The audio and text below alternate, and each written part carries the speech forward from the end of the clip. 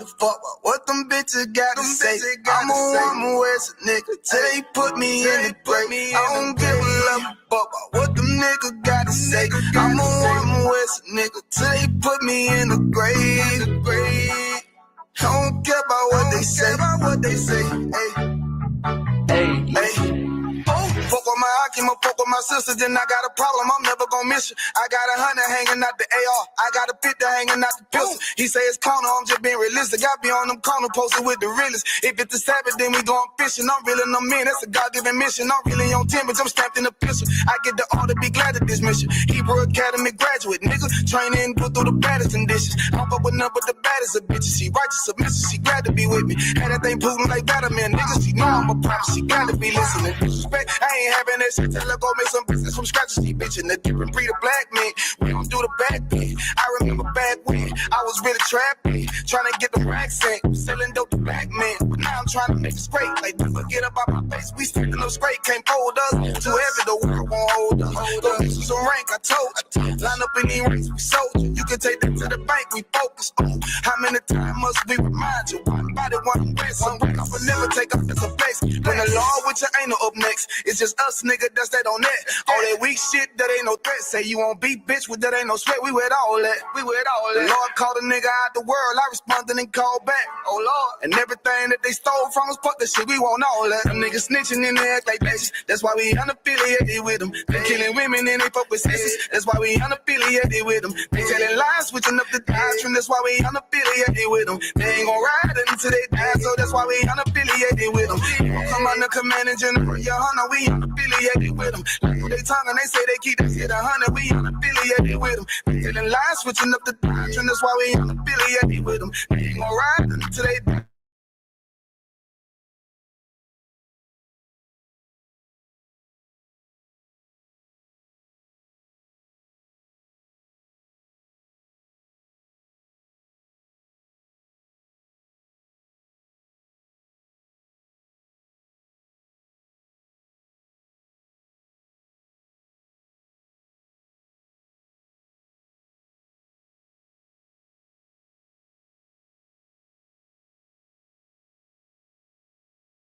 But really forgive me if I'm wrong. I don't get it pause when niggas say that they be looking for niggas to slide on. The slide that I know about is when I send with the gun for the slide on. Real, I get the order, you know that it's slaughter. See me and my niggas gon' die. Kill. The bigger the better for kingdom of heaven. You niggas get wet up by me cause I'm fed up. I rep UPK. My niggas won't let up. Got choppers, got nines, AKs, Berettas. You say you don't like me, you say you won't fight with what me and my nigga like, bitch, or whatever. You say you don't like me, you say you won't fight with what me and my nigga like. My nigga like them niggas snitching and they act like bitches. That's why we unaffiliated with them. They killing women and they fuck with sisters. That's why we unaffiliated with them. They telling lies, switching up the doctrine. That's why we unaffiliated with them. They ain't gon' ride until they die, so that's why we unaffiliated with them. Come on the commanding general, your honor, we unaffiliated with them. Like they tongue and they say they keep that shit 100, we unaffiliated with them. They telling lies, switching up the doctrine. That's why we unaffiliated with them. They ain't gon' ride until they die, so that's why we unaffiliated with them. Yeah. See, they always ask us like, why y'all fuck with such and such? Why y'all won't come together with such and such? I be like, we unaffiliated with them. Understand me? Like, niggas be out here on some weirdo shit. And to be honest, that's why we unaffiliated with them. Hey, that's why we unaffiliated with them. Yeah. Oh.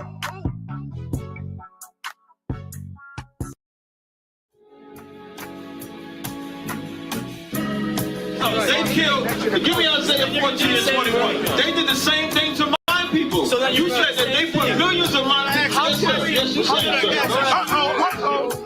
Should a murderer go to jail for murdering? Absolutely. Should a thief go to jail when he steals? Absolutely. Should a robber pay back the money he robbed? Absolutely. So why shouldn't the white man pay for what he did? That's right. One day you'll see just how it feels. Payback is a dog. It's a dog.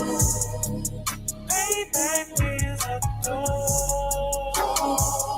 It's a dog.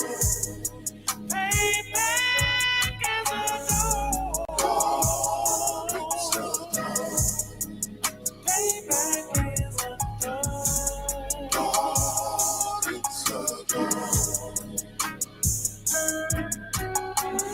I'm in a hell of a hole, was never expected to grow. Just obstacles set in the road, that a result of me selling my soul. The story I'm telling is cold, but yet it's what everyone knows. The white man's the devil is known. America was never our home. Only a place of captivity, safe facility, hating, disfigure me. They claim that I'm lazy, be killing me. Maybe this slavery draining my energy. 400 years and counting. The trail of my tears is countless. The fact that I'm here is astounding, but I can't wait till this shit is surrounded. Ready to tangle my king and the angel, be ready to rap. Cracking the sky, nuclear missiles will make it official. I'm capturing every cracker surviving. Put them all in chains where they need to be. Slavery for me. And let the whole world see that with them in the cage and safer in the streets. Put the dog on a leash. Get resolved for the beast. 144, get the ruler show, we could all be at peace. As soon as the trumpets are sound, your kingdom we busting it down. The only way justice is found, the time for your judgment is now. You'll see just how it feels. Payback is a dog. It's a dog. Payback is a dog. It's a dog. Payback is a dog.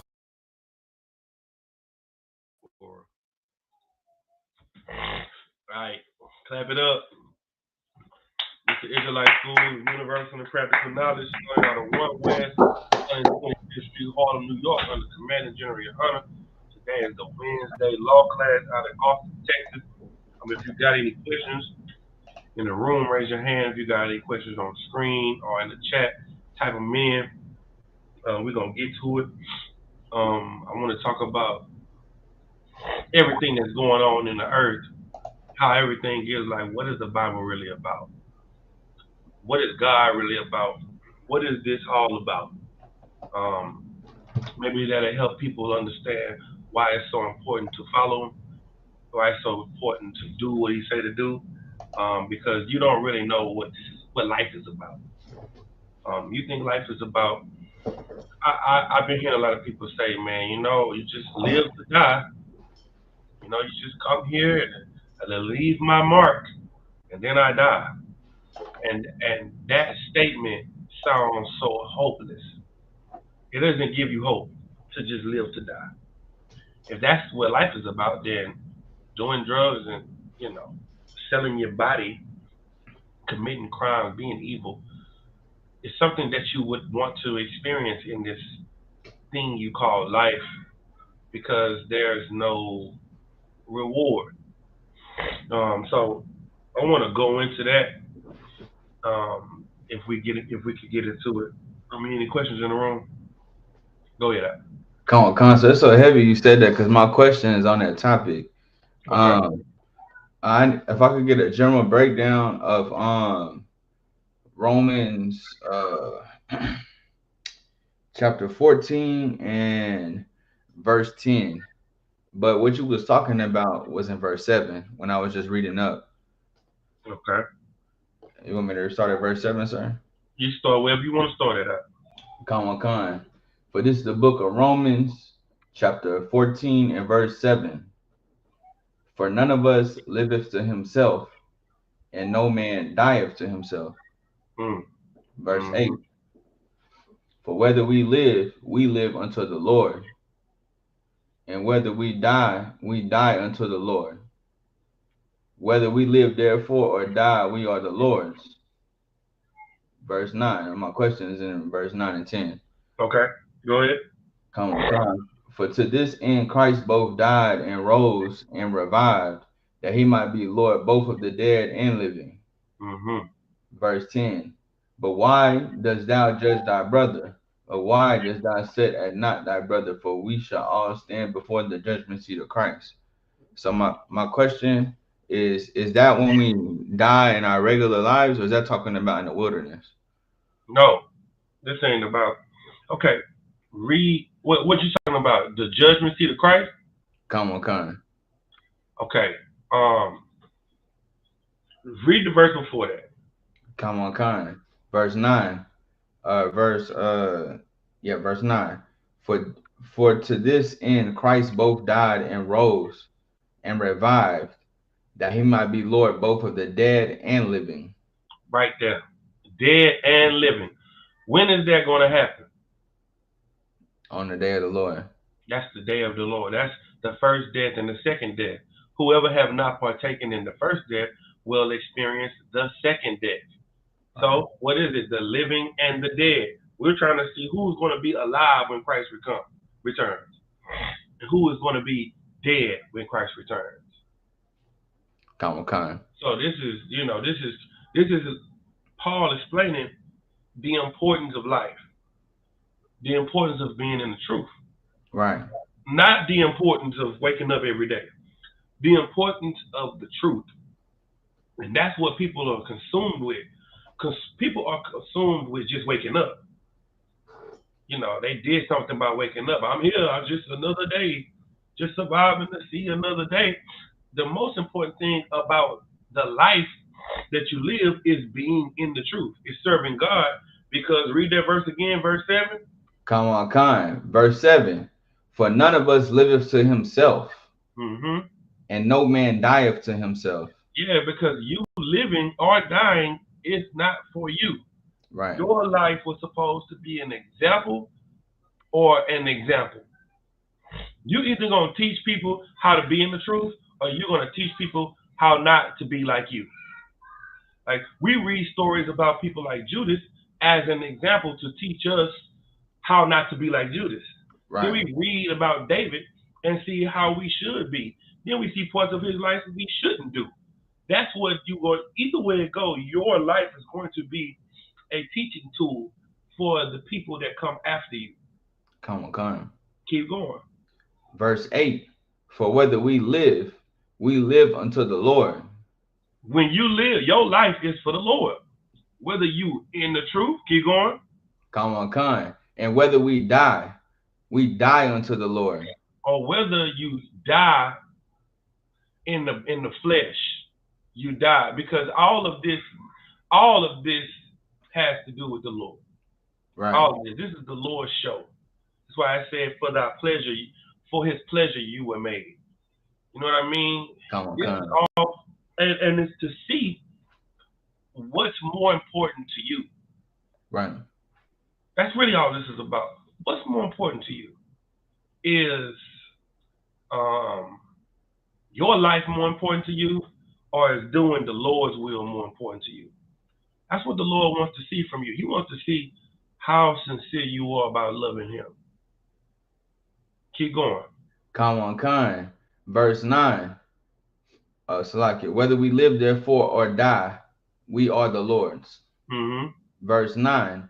For to this end Christ both died and rose and revived, that he might be that Lord. Part again. That part right there. For Come this on. what? Come on. For to this end Christ both died and rose and revived. That's what this, for this reason, for this end, Christ came, died, and revived. Why? For the Lord's will to be done. All of Christ's mission and coming to life and coming to earth was for the will of God to be done. And the greatest thing about this whole thing is the Lord's will is that you rule. Right. Like, that's been his will from the beginning. But he gave us what we wanted. Now imagine that. Imagine you got everything laid out for your children. But your children don't want what you have for them. They want what they want. So you let them go and get it. And they struggle and they go through hell and they cry and they complain. And, you know, you're just watching them with all this stuff you got waiting on them. Just sitting right there. You look at it, you're like, damn, you need this right now. Right. But he don't want it. He want the grill. I got a business right here for him, but he want to spend his money on the grill. So he can't have the business, which will let him buy all new teeth if he wanted to. Because you think you know better. And so that's what Christ's life was about. Christ didn't come here to do his own will. Christ came to do the Father's will. And that's what you have to be tested to see. Whose will are you going to do? Are you going to do your own will, or are you going to do the Father's will? Keep going. Come on, kind. Verse 10. But why dost thou judge thy brother? Or why dost thou set at not thy brother? For we shall all stand before the judgment seat of Christ. Yeah, why are you judging your brother? Meaning, why are you judging him? Why are you unaliving your brothers for sinning? Because we're all going to be judged for what we've done. Right. We don't have to rush the judgment day coming, because we're all going to have that day. You don't have to rush it. That's what Paul is saying. He's telling them not to be hypocrites, because one day everybody's going to get judged, and we're going to see. You're going to see that you're not as good as you thought you were. Right. All right. Come on, Salaki. I have one more question in the next verse, in verse 11. When it says, because like it's different right now, because we don't have a king on the earth with us right now. So when it say, for it is written, as I said, the Lord, every knee shall bow to me, and every tongue shall confess to God. So when we with Yahweh Shai, Lord allow, is it gonna be more like an army, like we in ranks, or are we gonna be bowing down as well? Say that one more time. Like right now on the earth, like we don't have a king, so like we don't be bowing down like on our knee. So when Yahweh Shai come, are we gonna bow down on our knees? It's like, is that what's expected? Hell yeah. Every knee will bow and every tongue will confess. We're gonna all bow before our King. He gave his life for us. We wouldn't even have an opportunity to be nothing without him. Right. Yeah, we're gonna bow down. Every knee gonna bow and every tongue confess. That's what it's gonna be. Most High Christ. Most High Christ. Go ahead, my son. Hey, Shalom Christ, sir. It's like, so I had a question on what does it mean to be unclean? So unclean can be a couple of things. You got a scripture on it, or you just want to know the term period? I don't have a scripture on it, sir, but if I can get the scripture and like what it means, that'd be 12. Okay, go ahead and pull the scripture that you got. No, it's like I said, I don't have the scripture. Oh, you don't have a scripture. Okay. So okay, you can be unclean from going to a funeral, because the reason you're unclean from going to a funeral is because the particles of the dead man is in the air. He's in the room.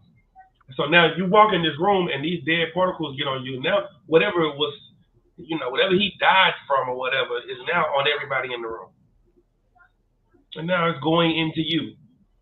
So now you come to the brother, but hey, Shalom, Lord Christ. Now it's on me. I wasn't even at the funeral. Then I go home and bring it to my wife and my kids. And then they go to school and take it to. Now we done passed around all this dead man particles because you brought them there. That's one uncleanness. Then another uncleanness is any issue that come out of you, whether it be blood, or you with your woman, and an issue come out of you, or let's say you're ill and you're having some pus coming out of your body. That's unclean. Why is that important? Because we don't want what you have. We don't want what you're fighting. We don't want to have to fight it. So you need to be away for a few minutes, for a few days. You're going to be away for about 7 days. Go ahead and get that together. And then when you come back, then what's going on? Most High Christ. You feeling better? Most High Christ. Now, with your wife, you know what I mean? That whole being unclean thing is just because you have something that came out of you. You don't want, just imagine, think about these laws being given from the law of Moses. Right. Women at that time didn't have tampons and tampads when they was on their monthly. So they sat in that seat and got up, and then you sat down. Now you got blood on your behind.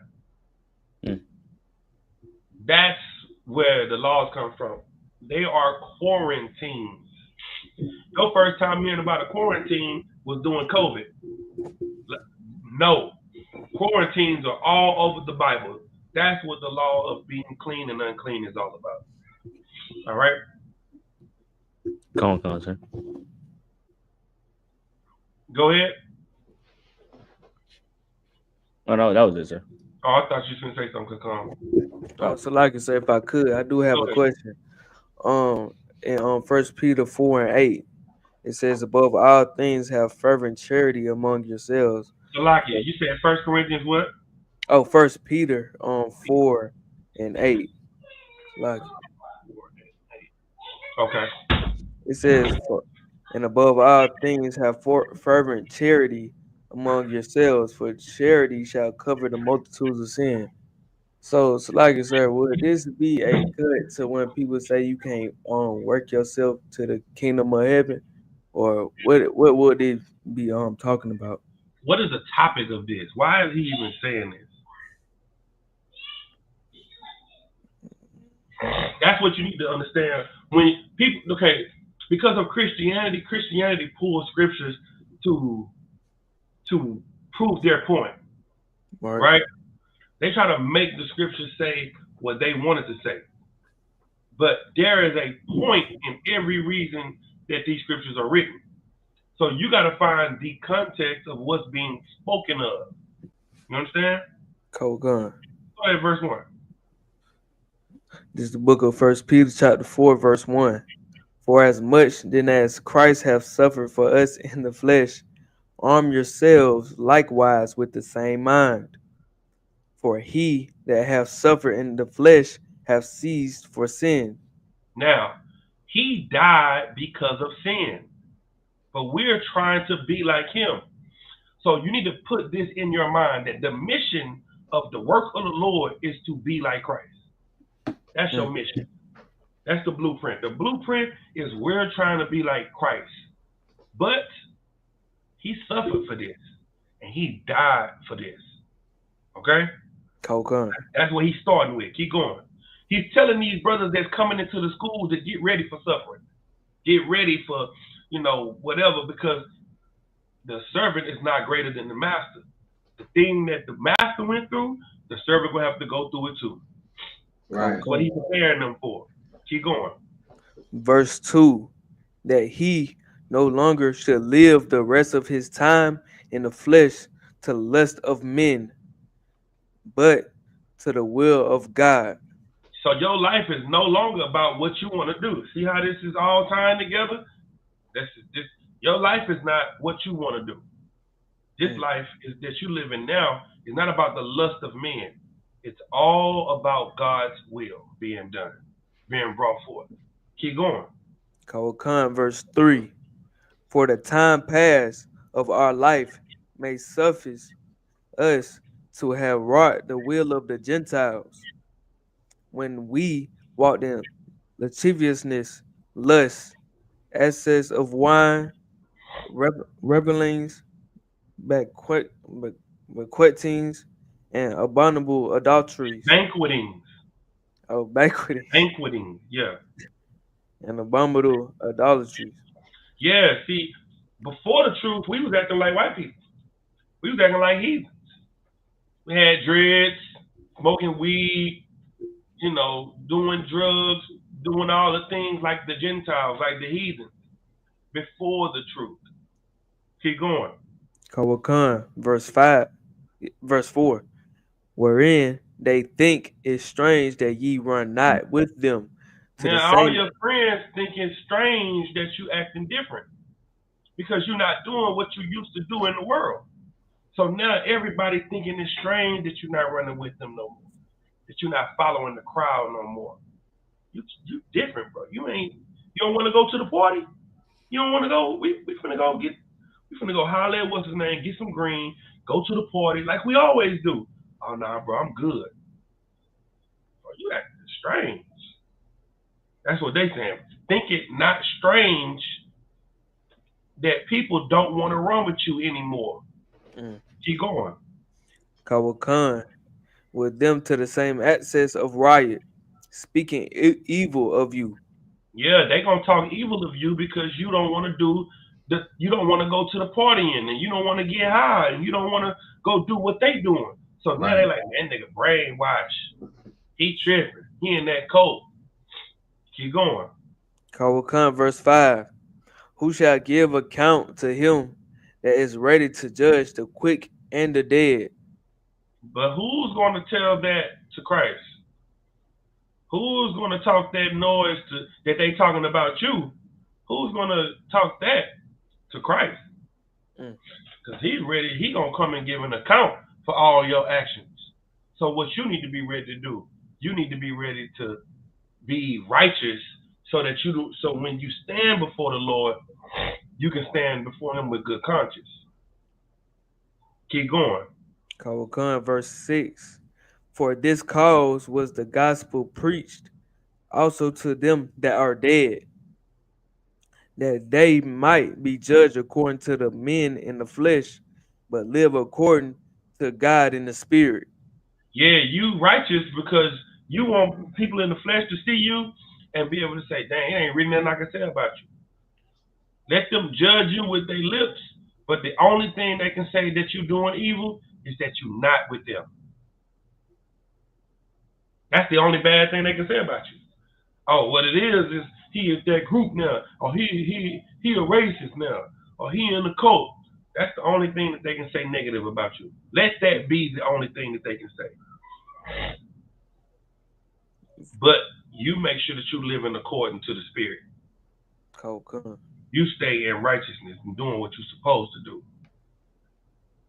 All right? Need some more on that? Yeah, I'm 2 hours at the water. Okay, Most High Christ. Find the ball. Go ahead, Rapaz. Kawakhan, sir. Could I get a general breakdown of 1 Corinthians chapter 1 and verse 17, sir?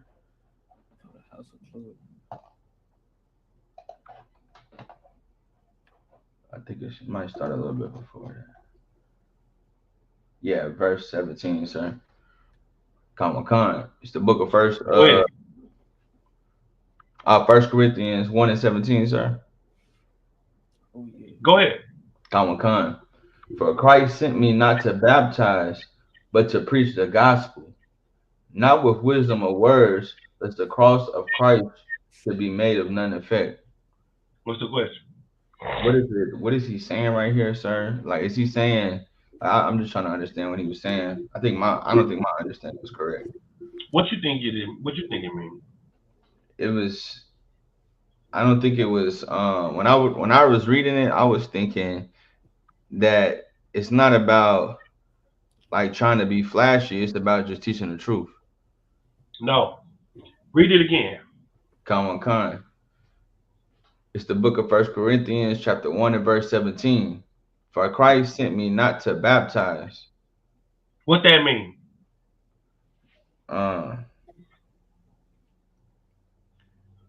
And when I think of baptize, I think of the baptism of Christ. No. He said Christ sent him not to baptize. So you saying Christ didn't send him to teach? Jaquad? You saying Christ didn't send me to forgive sins? No. Christ sent me not to baptize. Oh, it wasn't his job to cleanse somebody, but it was the word's job to do it. Like no. what he was teaching. That's not what he's talking about. Okay. Go up. What is the topic again? Go ahead. Kawakhan. Oh, wait. Oh, so like, sir, was it in see this earlier it's talking about the house of Chloe and the tensions among them because they was teaching different things. What was they teaching? Shoot, they was saying they was basically repping camp leaders like this is my camp leader better than yours and stuff like this. And what Paul was saying in his no, go ahead, I'm listening. What Paul was saying in his letter, everybody under Christ, we should be teaching the same thing. That's right. Now, what does he mean by I was not sent to baptize? Basically, I'm confused on that too. I tell you, it's right in your face. It's so For real? just what is the okay? What is baptism? Teaching. You can teach. Yes. So did Paul just say Christ sent me not to teach?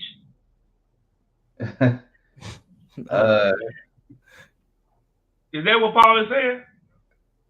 But to preach the gospel. If Paul didn't say Christ didn't send me to teach, but he told me to teach the gospel.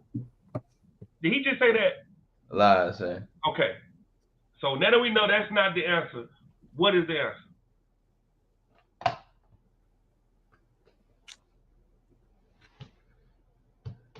I ain't gonna lie, I don't think I'm still missing the point.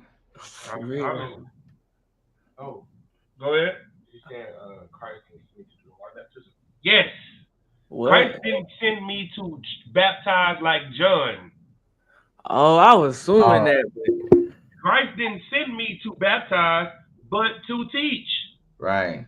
Oh. He didn't send me out here to dip everybody in the water. Well, that's a cut. That's a super. I didn't come out here to be dipping everybody. I came out here to teach the gospel. That's a cut. Keep going. Come on, kind. Not with the wisdom of words, lest the cross of Christ should be made of none effect. Not with the wisdom of words, but as okay, what does he mean? Not with the wisdom of words. What did he come to do? He came to teach them the gospel. Teach them, and then do what else? Save them. Like Christ did. Christ taught, and he did something else. Precept. Faith without works are dead. Works. So what did he come to do? He taught them and what? And showed them. Showed them an example. Yes. That's what I didn't come to dip you in water. I came to teach you and show you how to do it. That's the example I'm coming to give you. The example of Christ. That's what he did. He taught and he showed you. Keep going. Come on, kind. Verse 18. For the preaching of the cross is to them that perish foolishness, but unto us which are saved, it is the power of God. Some people may hear about this as it's dumb. Christ died on the cross for you. That's dumb. A man can't die for you. But to us, it gives us hope. Because now it gives us the opportunity to change. Right. It gives us the opportunity to say, okay, he did it, so can I. You see what I'm saying? He taught us, then he showed us. That's what this is all about. Showing people how. That's what Christ was saying, let your light shine. You know what? Why he said, let your light shine? What does letting your light shine mean? Showing people your light. Don't hide it under a bushel. Show your light. Let your light shine before men. That's what he's talking about. Come on, kind. All right. That's good. You good? Come on, kind. The water. So I got another question if nobody else got one. Okay, come on. Come on, kind. In 1 Corinthians 3, sir, and 7. So what I know what it was talking about was like the work that they was doing and like the everything they was doing in one zone or another zone. But in verse 7 it says, so then it's 1 Corinthians chapter 3 and verse 7. So then neither is he that planteth anything, neither he that watereth, but God that giveth the increase. So what's the question? What like the general breakdown of like what he was saying, was he saying that everything they was doing, it was not of themselves, but it was like of God that was doing it? Yeah, okay. This is like Kakam said, these brothers are battling over who's teaching them. Right. You know, we better than you because we under Captain Tazoriak. No, we better because we under Captain Tom Ward. No, we better because Captain Mashak is over us. Oh no, we better because Captain Kahan is over us. These brothers is banging camp leaders, right? But they all in the same body.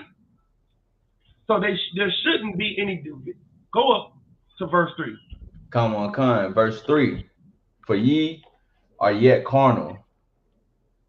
For whereas there is among you envying and strife and divisions, are ye not carnal and walk as men? Like, y'all tripping. Y'all envying and having strife over each other. Y'all beefing with each other. Y'all acting like regular men. Quite like Paul is trying to teach them to be supernatural, not carnal. He's trying to teach them to walk in the spirit, not like a natural man, like a fleshly man. He wants them to think on a higher level, and that's what you have to do. It's very carnal of you to see a sister at camp with a big ass tail walk by, and you do this.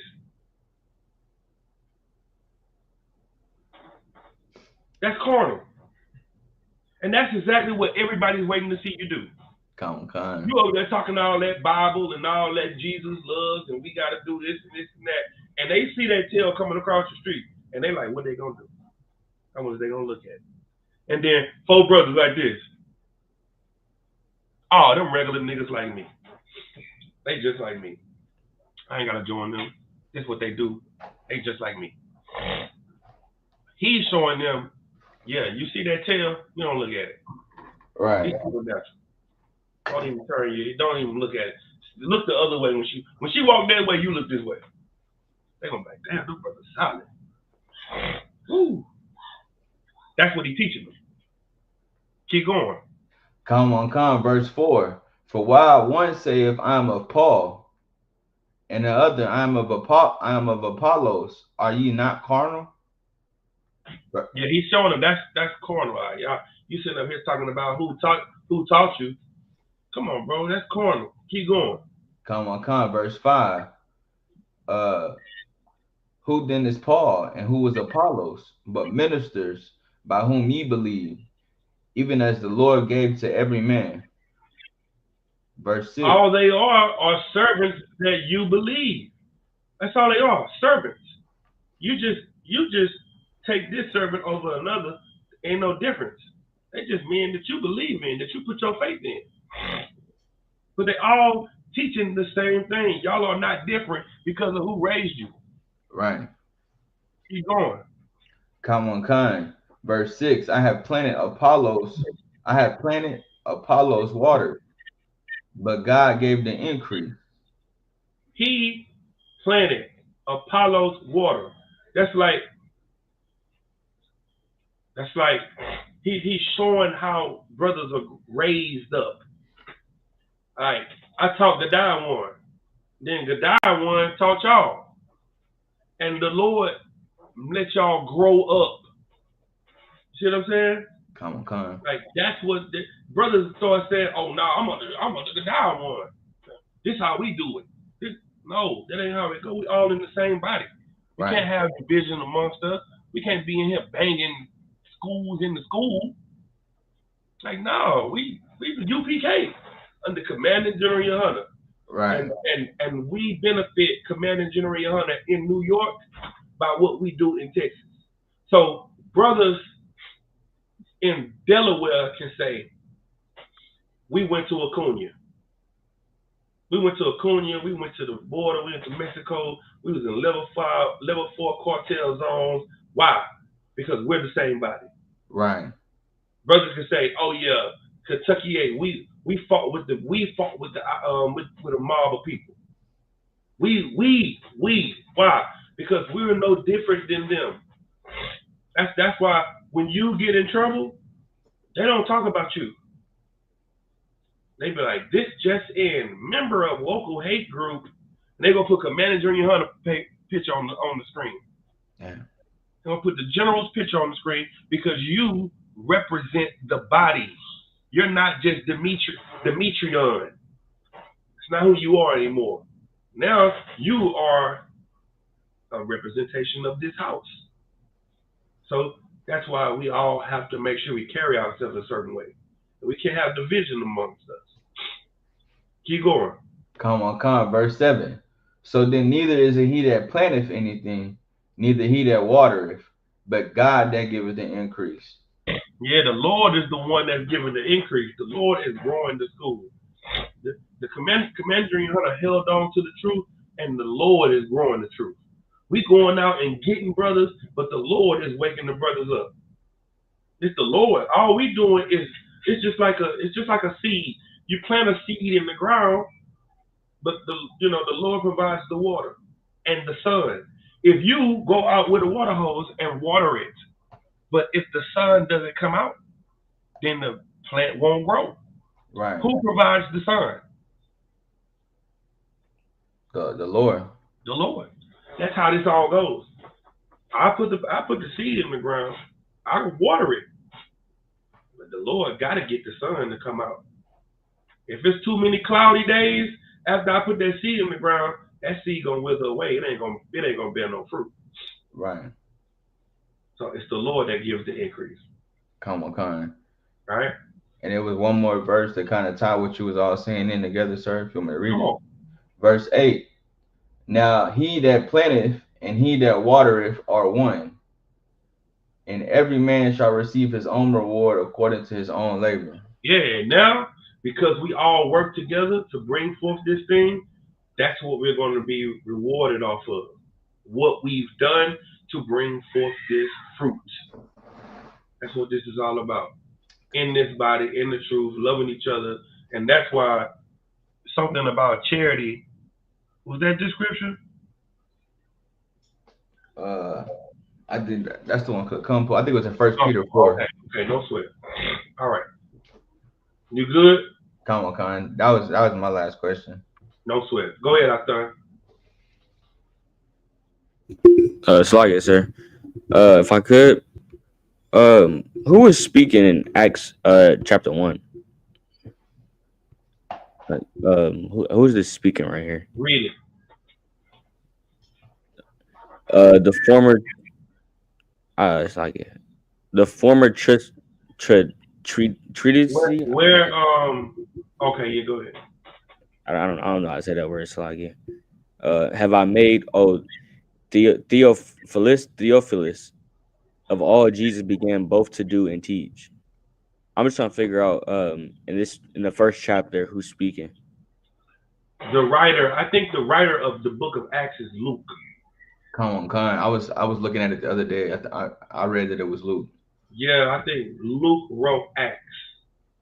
So, Luke's just a scribe. He just gives accounts. He's just a man that was just there to let you know what's going on. It's like a cameraman. The cameraman that scribes today are the cameraman. You see what I'm saying? That's what the scribes are. The scribes record everything that happens. They give the account. They give the report. So everything is going on, and they take accounts from brothers. So they give their account, and then they'll be like, "Hey, so what'd you say? Oh man, it happened like this. Oh shit, let me write this down. I didn't even see that part. Yeah, because I was looking this way. Because you got to remember, everybody's looking at it from different viewpoints and different perspectives. So that's what you're hearing about. Everybody's perspective of what's going on. All right. All right, the water, sir. Next. That's it. All right, I see some questions in the chat. You want me to read it, sir? Yeah, go ahead and read that one. It says, brothers, good evening. I got a question. If Israel rejected Christ, how do you accept his teachings? Okay. So Israel rejected Christ. Did all of Israel reject Christ? No. The disciples were Israel. Right. They didn't reject Christ. That's I don't understand. Are we supposed to follow God, or are we supposed to follow the majority of what people follow? See, in the UPK, we are taught that the Most High is the power over everything, and our King is the one that brought us back to our Father. Because the Lord was tired of dealing with us. So why do we accept his teachings? Because God said so. That's why. We accept his teachings the same reason we listen to Jeremiah, Daniel, and Ezekiel, because they're in our records as men that the Lord wanted us to hear from. You know, the Lord didn't want us to hear from the book of Barnabas, the book of Thomas, and the book of Enoch, and the book of Jasher, because we don't have it. So we listen to these men because that's who God wants us to listen to. All right? All right. Any other questions? So I got one more question. 1 second, sir. So like I've been in here sneezing. This boy got this paint all over his room, and this got my nose on fire. Go ahead. It's in the book of John, chapter 15, and it's really 18 through like 23. I just wanted to get a general breakdown of it. This book of John, chapter 15, and verse 18. If the world hate you, ye know that it hated me before it hated you. Verse 19. If ye were of the world would love his own. So like, I think the question I had was, would this be a good precept for the John 3:16? No, this is a good precept to cut John 3:16 to show you that the world has more than one meaning. But this world, what Christ is trying to teach his disciples is that be prepared to be hated. Be prepared. Like so many people only want to join a religion or only want to join a movement, so to say, if everybody can join it. That's why people don't join the truth, because their mama won't accept it. Now just imagine, so many people won't follow God because their mama won't follow God, because their daddy won't follow.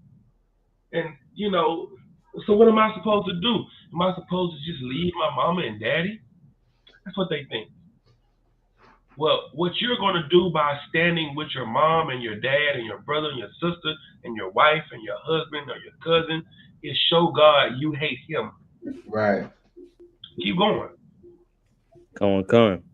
But because ye are not of the world, but I have chosen you out of the world, therefore the world hateth you. The world hates you because God chose you to come out of the world. So now God chose you to come out of the world, and you deny God for your mama. That's I don't know if you know how evil that is.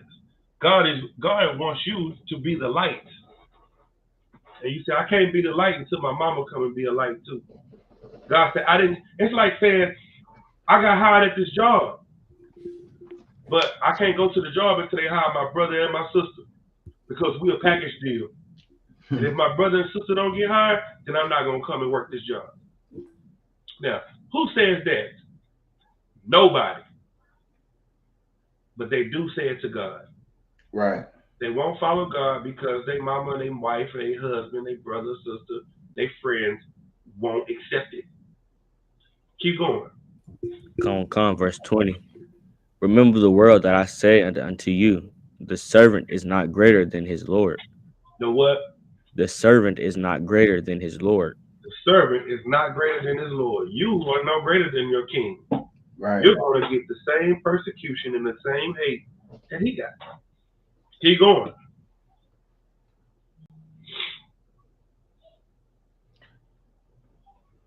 Slide, sir. If they have persecuted me, they will also persecute you. If they have kept my saying, they will keep yours also. Verse 21. If they really loved God, listen, if they really love God, then the things that you say wouldn't offend them. They would change their life to do what you say because you're saying what God is saying. You're not telling, that's not your word when you say we can't eat pork. That's not the word of Nathaniel. That's the word of God. Every time you say something that God says that's in the Bible, and they go against that, they're not going against you. They're going against God. You understand? Come on, sir. Have to take it personal. Have to take it personal. It's God that they hate. Keep going. Salaki, verse 21. But all these things will they do unto you for my name's sake, because they know not him that sent me. Yeah, It's because like, they don't know Christ. They don't know the Most High. You can't know the Most High and don't know Christ. You can't be like, oh, I know the Lord, but I don't believe in Jesus. I know the Lord, but not my Jesus. My Jesus don't say that. That ain't how it works, God. That ain't how it go. Keep going. come on. Verse 22. If I had not come and spoken unto them, they had not had sin.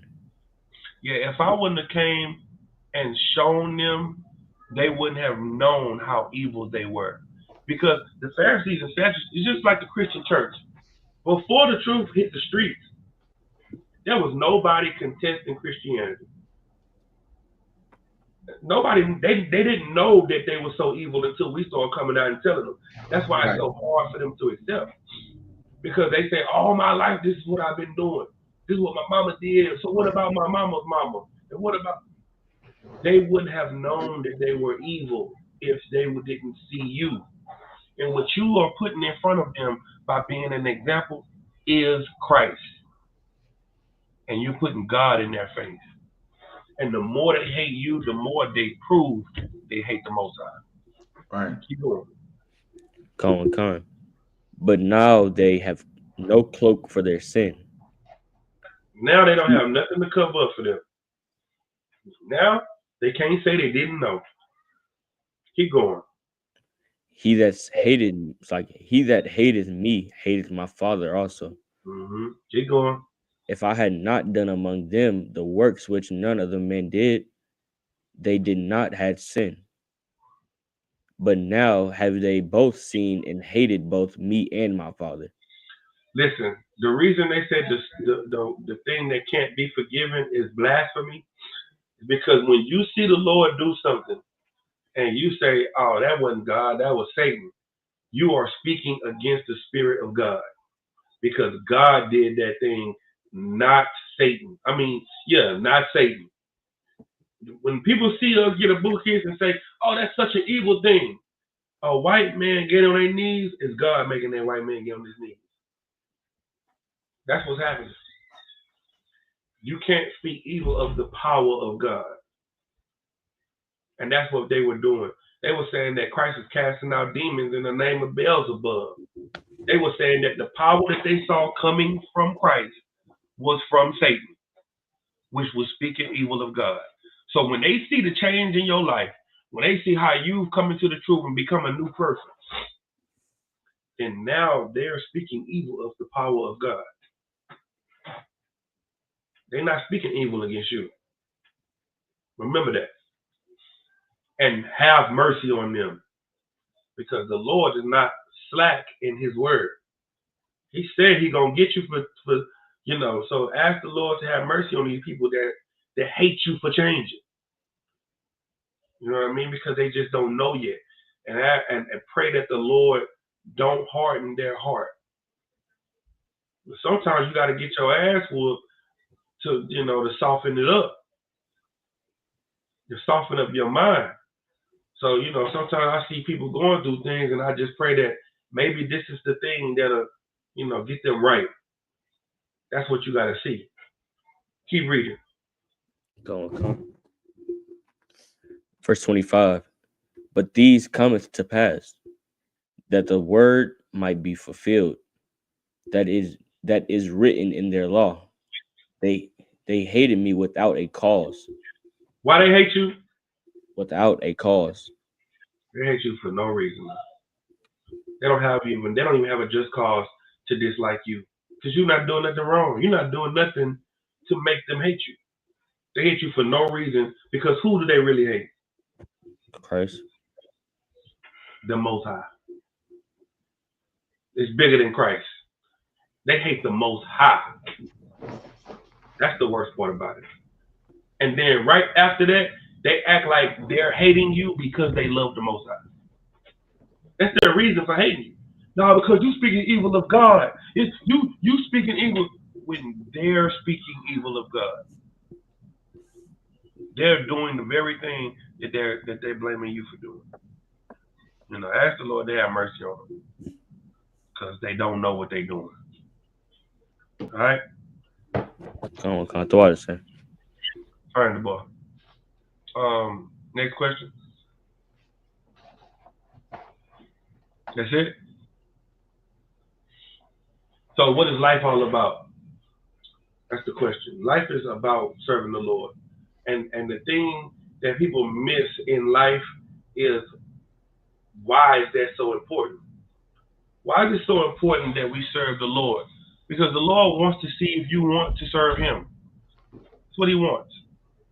Now, all these things going on, these earthquakes. I don't know if y'all seen these earthquakes. It's a tsunami. It's a tsunami on the rise. It's an earthquake. It's like so many earthquakes happening all over the earth, and all these things are brewing up. And these are labor pains. That's what these are. These are contractions growing and growing and growing. The earth is mourning. Like, people don't understand that the earth is crying out. That's why Christ said, if you don't teach, I'll make the rocks cry out. Like, you're not going to stop me. The rocks are crying out now. Volcanoes that were laying dormant, they are waking up. And they are exploding. The animals are leaving. All of these things are happening. Hold on one second. Hey, I'm going to hit you back. I'm teaching class. Right. All of these things are happening because the Lord is trying to get you to see that the time is coming. Sis say, tsunami watch on the West Coast last night. They telling them to watch out. Why? Because it's all happening. The Lord is trying to show you. And while the Lord is trying to show you, you need to be trying to figure out, what is life really about? Why was I put here in this time, at this moment, to live during this time, in this moment? You could potentially be about to experience the greatest event to ever take place on God's green earth. And you're asleep. That's crazy. Can we get that?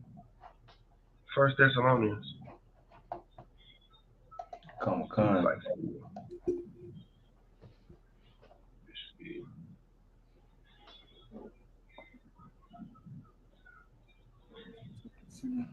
Yeah, 1 Thessalonians 4, sir. 5:1. Read that. 5:1. Come on. You got it done. This is the book of 1 Thessalonians, chapter 5 and verse 1. But of the times and the seasons, brethren, yea, have no need that I write unto you. See, at the time that we're living in right now, brothers in the school are very well aware. We are watching day and night. We're looking at these tsunamis and these earthquakes and all these things. They talking about the Black Plague is back. We're looking at this like pestilence, check. Famine, check. Diverse places, check. Earthquake, check.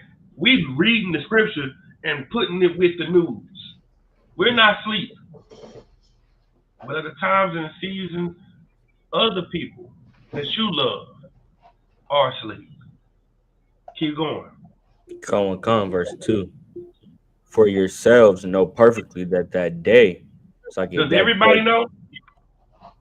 For yourselves know perfectly. Brothers in the school know perfectly that what? Perfectly that the day of the Lord so cometh as a thief in the night. We know that this day is coming. Right. And it's coming like a thief. And nobody's paying attention. And so now we're like, oh man, it's on the way. It's getting closer every second, every event. We looking at it like, oh man, it's coming. And nobody is taking it serious. Everybody else is just living life like it's regular. When the greatest event in mankind is about to take place and no one is even paying attention to it. Keep going. Con, verse 3. For when they shall say peace and safety, then sudden destruction cometh upon them, Keep going. as travail upon a woman with a child. That's what? As travail upon a woman with child. Yeah, it's coming up on a woman. Like you know, have you ever watched those movies and a woman's just enjoying her life and just having a good time, and then she say, "Oh, my water broke." That's what it's going to be like. That's exactly what's happening. One day you're going to be ha ha ha ha ha, just like the people in New York the other day. They were just enjoying themselves, walking through, you know, downtown New York, and then boom, boom, boom, boom, boom, boom, active shooter just started shooting. That's how it's about to be for everybody. It's going to be just like it's moving into that cycle right now, and nobody's paying attention at all. Keep going. And they shall not escape. But ye, brethren, are not in darkness, that the Read day that again.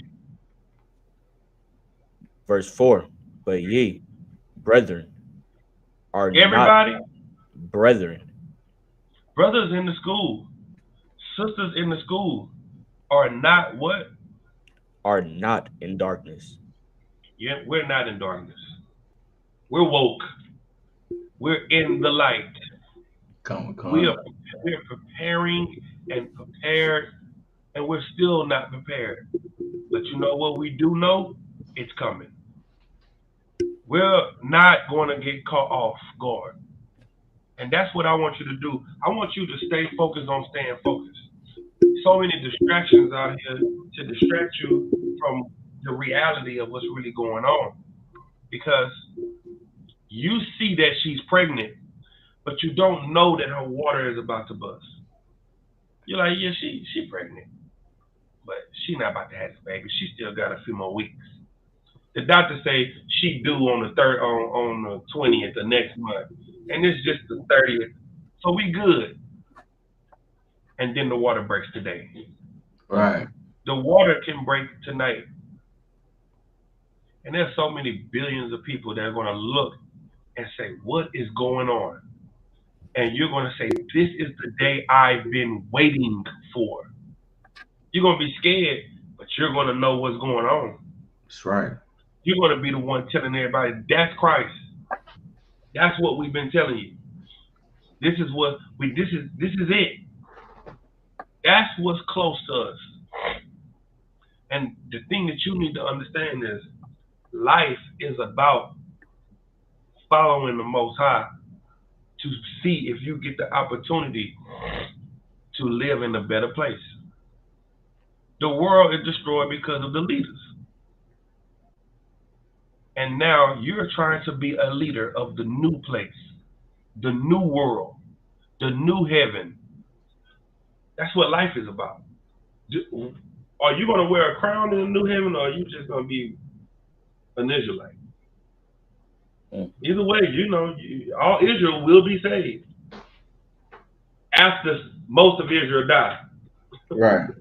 After 2/3 is destroyed, and you know, after everybody damn, you know, get just burnt up to crisp, then you're gonna come back and you're gonna just be Israelites. Or are you gonna sit on a throne wearing crowns, judging the people, being leaders? Keep going. Come. Verse 5. Ye are all the children of light, and the children of the day. Brothers in the school are the children of light. We are the children of the day. Keep going. We are not of the night, nor of darkness. We're not in the world. We're not blind to what's going on.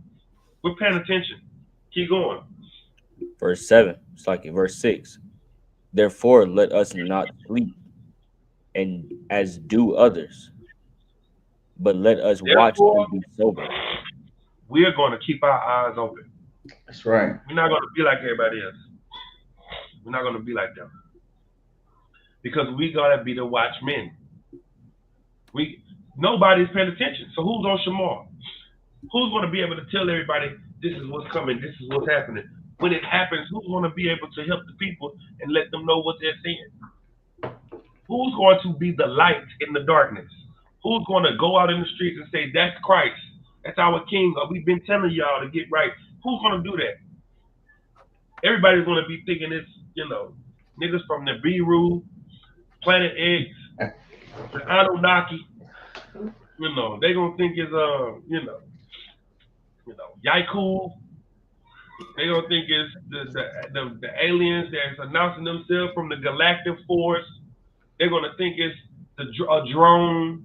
They're going to think it's, what's that, Project Blue Beam. I was just thinking Project Blue Beam. They got all kinds of theories of what it's going to be. You're going to be able to know whether or not it's real or fake. Keep going. Come. But let us watch and be sober. Verse 7. For they that sleep in the night, and for they that sleep in the night,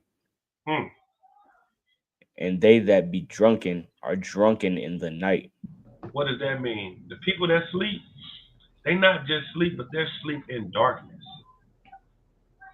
You're woke in the light, and they're asleep in darkness, drunk.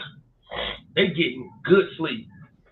Imagine you come home pissy drunk, then you go in a room and you shut the door. Do you want any light in the room when you're drunk? Nah.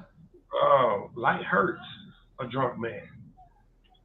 And that's what people are right now. People are so asleep. They are asleep in a pitch black room and they're drunk. That means they don't want to be disturbed. They don't want to be woken up. They don't want anyone coming in and say, hey, I'm good, bro. Leave me alone. That's what's going on with our families and friends. They're so consumed in themselves and their own, distractions. That's what we gotta make sure we shaking everybody up and saying, wake up. We can't let anybody be comfortable in their sleep. So that's why you gotta go to class. That's why you gotta go to camp. That's why you gotta teach class. That's why we gotta go do food drive. That's why we gotta go and battle everybody that wanna battle. That's why we gotta post video. We gotta do everything we can do because we have to shake people out of the sleep they're in. We gotta cause awareness. You gotta let the light shine in darkness. Keep going. Verse 8. But let us, who are of the day, be sober. But you cannot be drunken like them.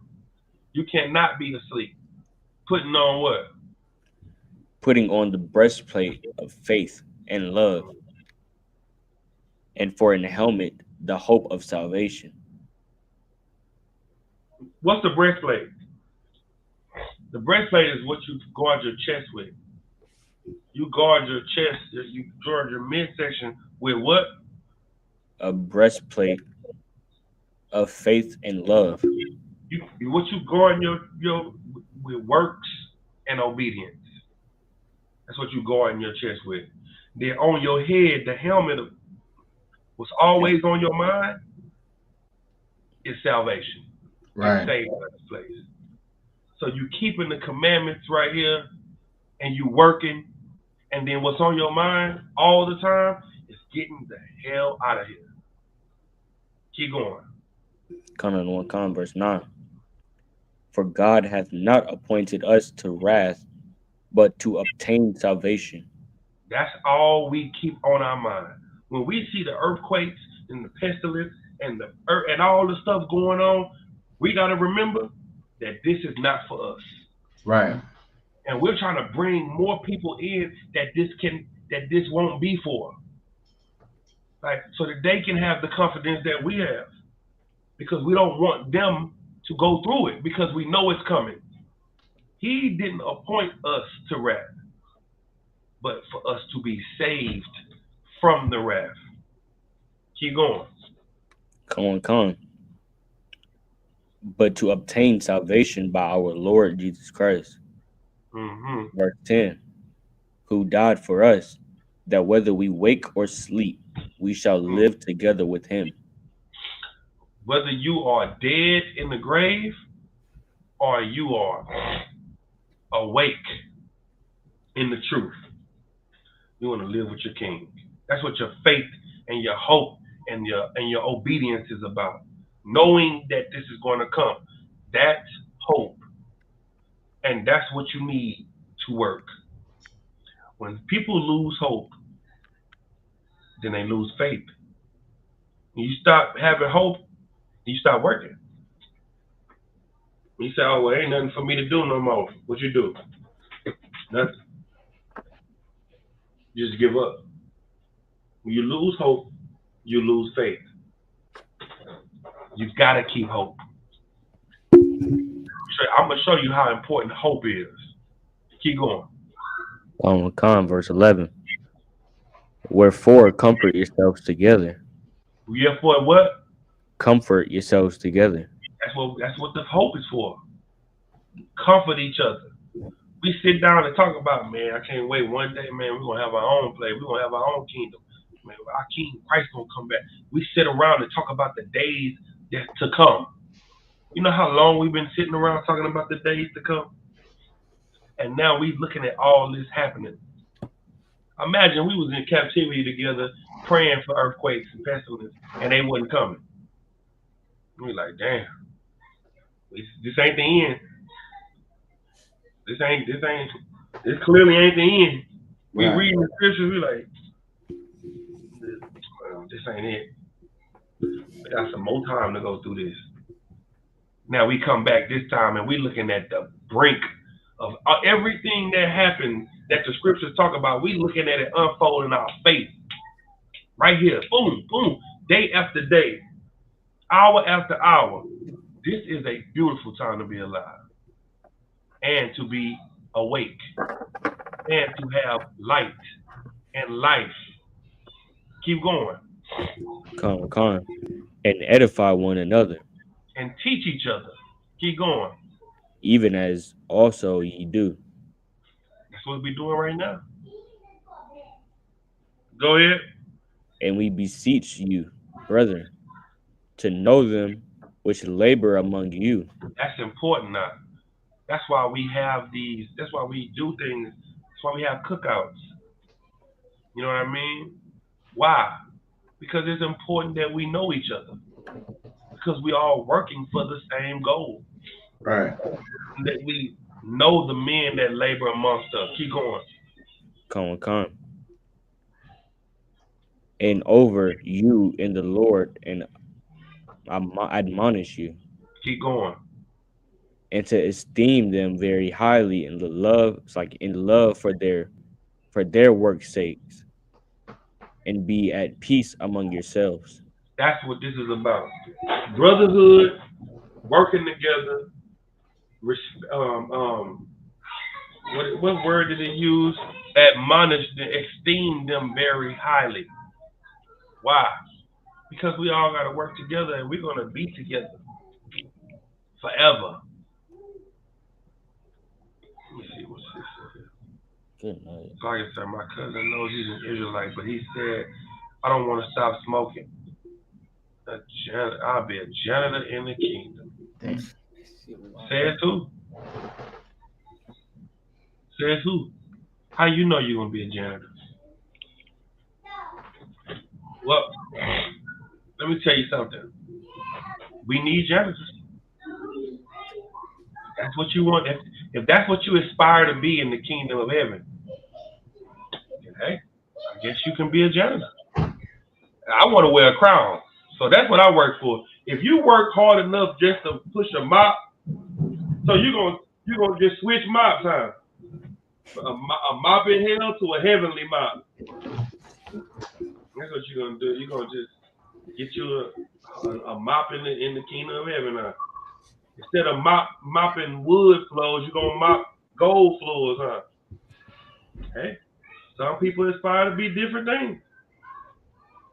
If cigarettes is the reason that you don't want a crown, that's crazy work. Go ahead. Con. So it's like I said, if I could, it's that point 7 she brought up because I was listening to Revelation 19 breakdown with General Mayak, and he was talking about, you know, somebody that wanted to smoke in the kingdom of heaven. The 144 just gonna pop up right behind them with a sword. So you're gonna have to stop now before you get to doing it in the kingdom of heaven. Yeah, he you know, like Paul said, you know, Paul said he kicked the brother out of school in hopes that he dies and come back a better person. Sometimes death is the only remedy. That's you know. And that brother there, he may get that death when Christ come back. And then he may lose that taste of cigarettes when he come back in the kingdom. He come back a baby that never will smoke. All right? Let me get Revelation 13:9. Come. This is the book of Revelation, chapter 13 and verse 9. If any man have an ear, let him hear. Go ahead. Verse 10. Him that leadeth into captivity shall go into captivity. Before we go here, give me Proverbs 13 and 12. That's what I need. I'll grab that one, sir. 13 and 12, sir. Sure. Con. It's the book of Proverbs, chapter 13 and verse 12.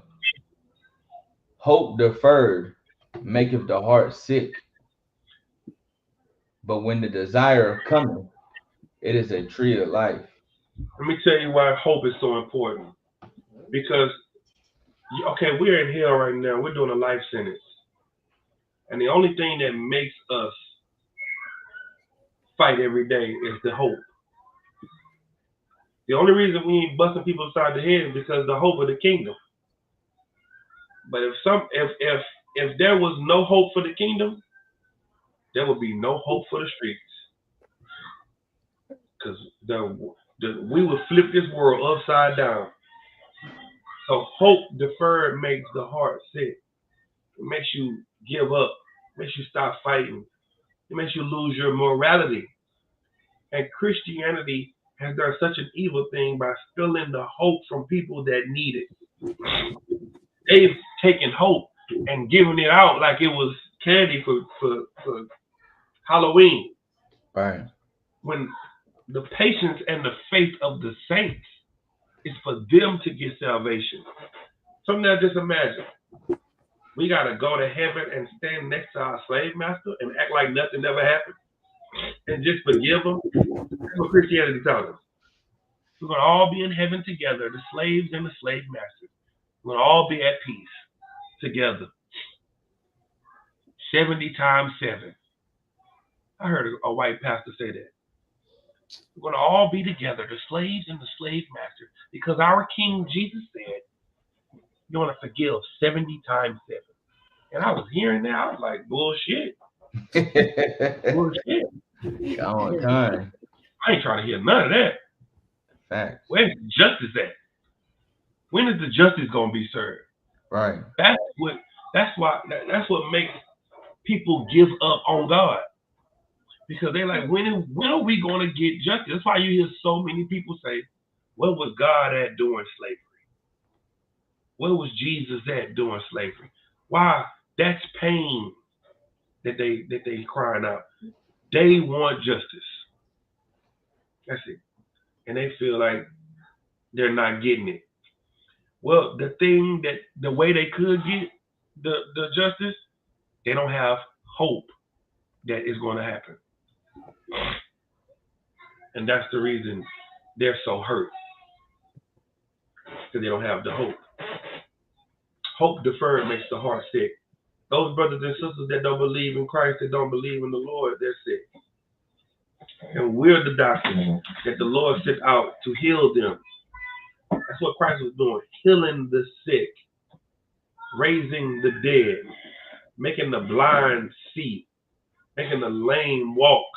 All of those things are things that we can do right now if we have the works, if we have the faith to do it. Ain't nobody out here trying to raise the dead because you lack faith. That's why Christ said, if you had faith the size of the mustard seed, you could do more than me. We don't even got faith the size of a sesame seed off of a bud.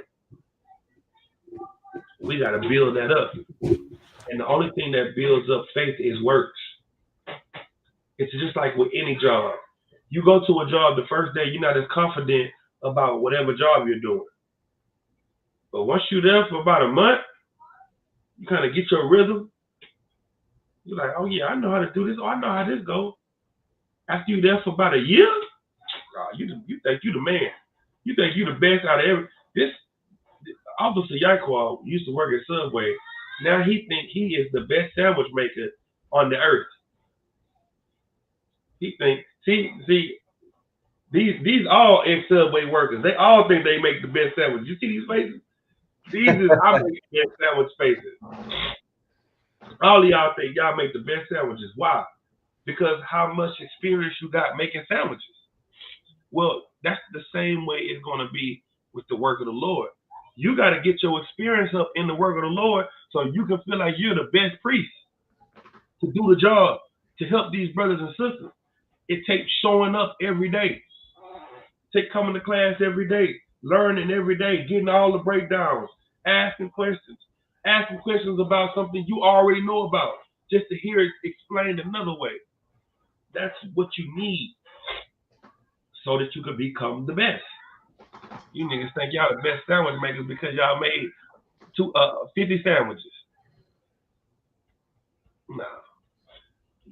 We gotta get more focused on building us, growing us, helping us, so that our brothers can have some hope. Because the reason there's so many people in the world is because they've lost hope. So many people have left religion. The people that's still in religion, they just sleep. It ain't even about hope. They don't even really believe Christ is coming back. Because if they did, they would be looking at the things that's going on, and they would be saying, Christ is about to come back. Right. They don't say that. Because they don't really believe it. So, that's your job. You keep coming to class, you learn different angles on how to teach people. That's what this is. Paul said, hold on, let me show you this.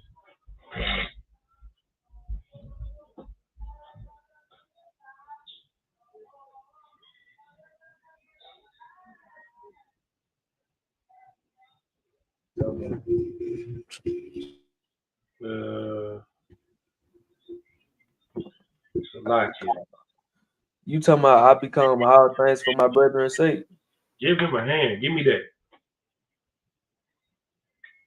Yep. 1 Corinthians 9:22. I was looking for this at the clothing food drive.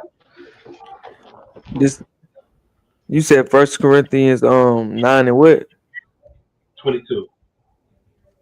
Cole Khan, this is the book of 1 Corinthians chapter 9, verse 22.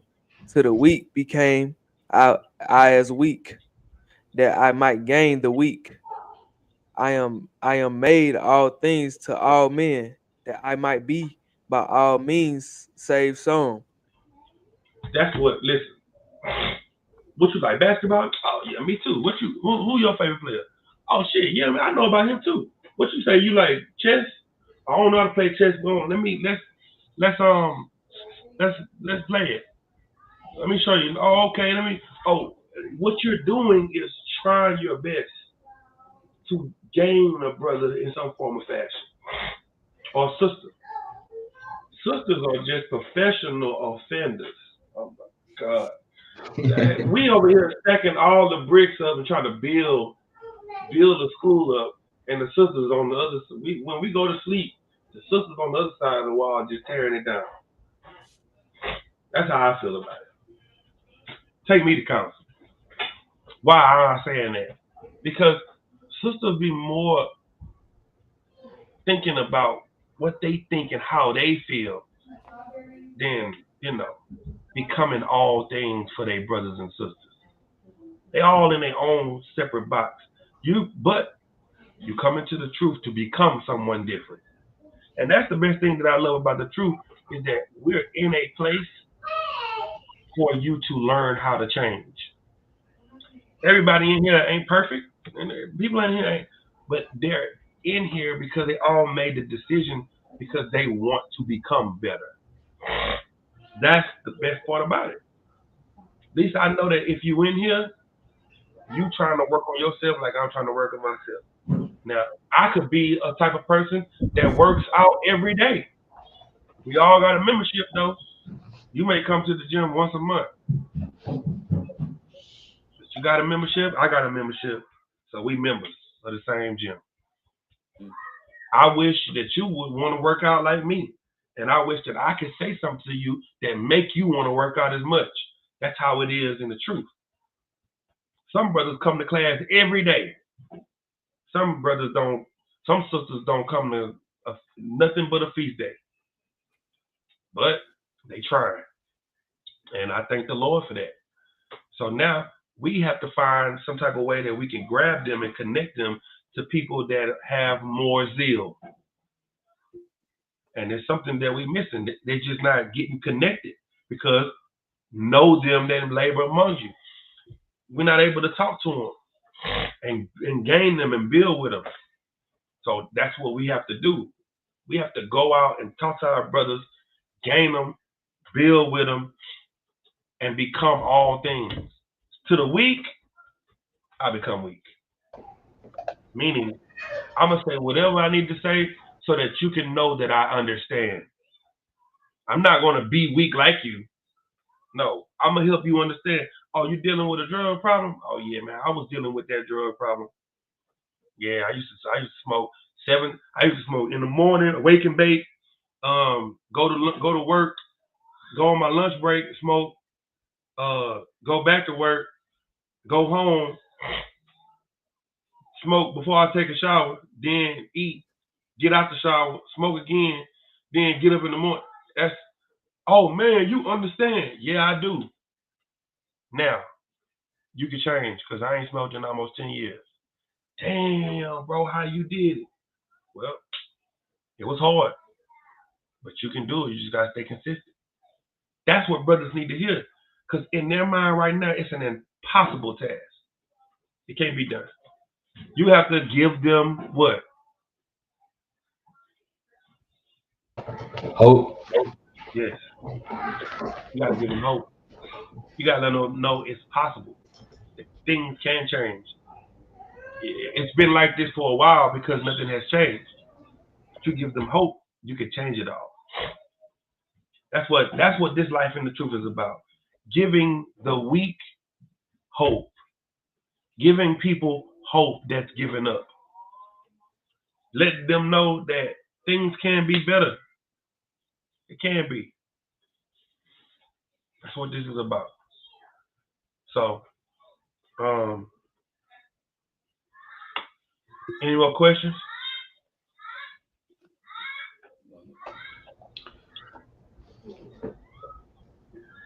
So Okay. I kind of had one. Come on. So when I was watching an old video of Captain Tazariak battling, and it was on the New Testament, and I don't even get why. My question is, why do people? Okay, if we not in the new covenant or the New Testament, whatever you want to either or, what can you do to make it into the kingdom? Okay, if You we're can't even not do in nothing. the new covenant, okay, there's so many holes in that argument. The new covenant argument is really a very weak argument, because nobody is. I can see if people were out here killing lamb. You know what I mean? Right. If people were sending their offering up, but nobody's sending their offering. So how are you like cleansing yourself from sin? if we're not in the new covenant. And then what do they say about that? About not killing the lamb? What do they say? They said because we're not in the land or something like that. So what? What does that mean? Right. So that means sin is just not sin? Right. That doesn't make sense. That's just an argument that people use that don't want to follow what Paul said. Come. Like, you see how it trickled down? They really hate, they hate Paul. Right. By them hating Paul, they hate who? The Most High. Yes. They hate Christ, that means they hate the Most High. That's a weak ass argument. You know what I'm saying? Come. And that's when I was watching it, that's what was killing them the whole time was Paul. And that's why it was so funny to watch, because the whole time they were trying to battle, and all the precepts to prove that we in the New Testament, Paul proved it already. Yeah. He talk about it all the time, and that's why they always throw away Paul. I don't listen to Paul. Paul run this and Paul wasn't that. They got to throw Paul out because Paul cuts the Jesus out of them. It is horrible. So, let me also give y'all this scripture too. Drop down the verse. Keep reading. We was at 22. Read 23.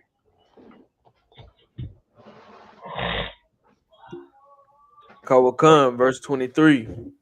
And this I do for the gospel's sake, that I might be partaker thereof with you. Verse 24. Know ye not that they which run in a race run all? Everybody runs in this race. All of us. We're all running in this race. Right? Keep going. Kawakan, but one receiveth the prize. But one received the prize. Sis say her cousin said he want to be a janitor in the kingdom. He running in the race just to receive a participation award. He just want to be able to say, oh yeah, I ran in that race when Yatazaq ran a 4 flat and a 100-yard dash. I was in 8th place. But you got some people that's in there. You got some people that's in that race side. Like, all day life is about running that race. And that's what you need to be in the truth. You need to be somebody that's so focused on running this race that nothing else matters. Keep going. Kawakan, so run that ye may obtain. Run so that you can get the thing that you want. Keep going. Kawakan, verse 25. And every man that striveth for the mystery is temperate in all things. Mastery. Oh, for the mastery is temperate in all things. Yeah, people that strive for mastery, they're temperate, they're patient. Just like LeBron James shooting 1,000 jumpers in one spot. And then after that 1,000, he moves to the next spot and shoot another 500. Then move to the next spot and shoot. That's patience. That's focus. He have to know every time I'm shooting this in this spot, this is how I release. Every time. Every time. That's what you gotta be focused. Keep going. Kawakan, now they do it to obtain a corruptible crown. And he's only doing that for a ring.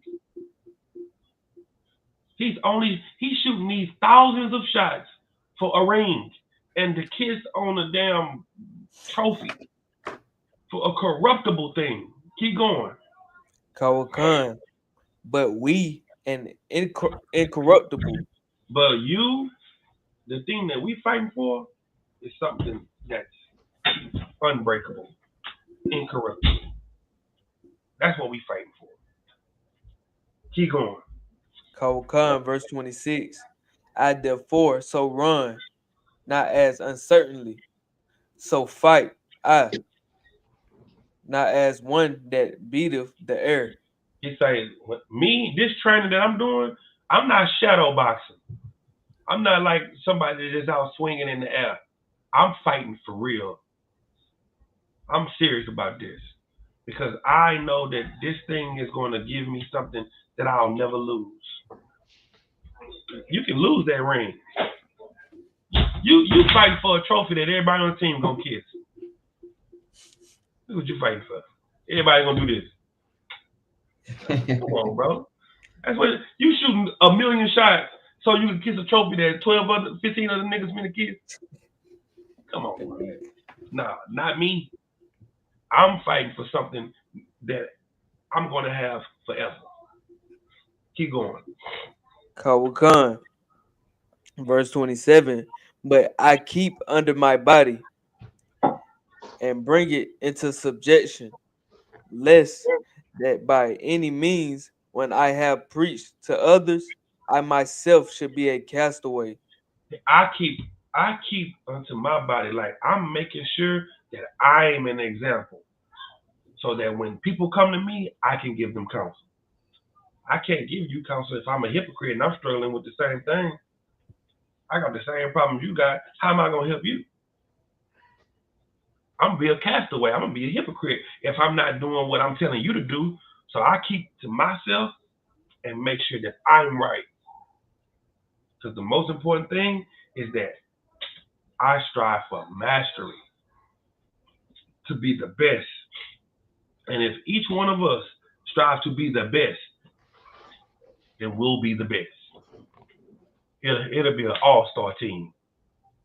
We'll have a team full of all-stars where everybody on our team is masters in their craft. And what's your craft? Being obedient to God. Now, come on. If the world thought like that, this would be the kingdom of heaven. That's what the kingdom of heaven is going to be. A place where everybody there wants to serve God. Right. So now you're going to be at peace. You're going to be at rest because everybody that's there are not people that were made to change. So many Christians think that Christ's going to come back and do this. And now you're going to just be perfect and you're going to be just holy and righteous. And now you're just going to, all of a sudden, that weed is just, you're going to take he's going to show up, the blunt going to come out your ear and you're going to be like, you evil thing. And you're going to throw it away. No, that's not going to happen. Christ is going to come back and you're going to have the same mind. And you're going to be like, oh, this heaven? Man, I'm about to fire up. And then the angel's going to pop up behind you and put your head next to your feet. Because you think.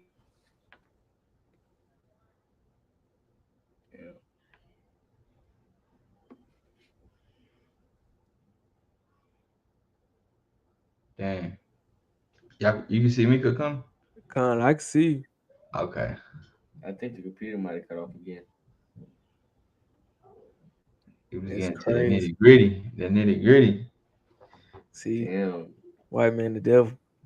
Me trying to mess with the Wi-Fi while teaching the word. A new place where a new world is about to be. And that's what we need.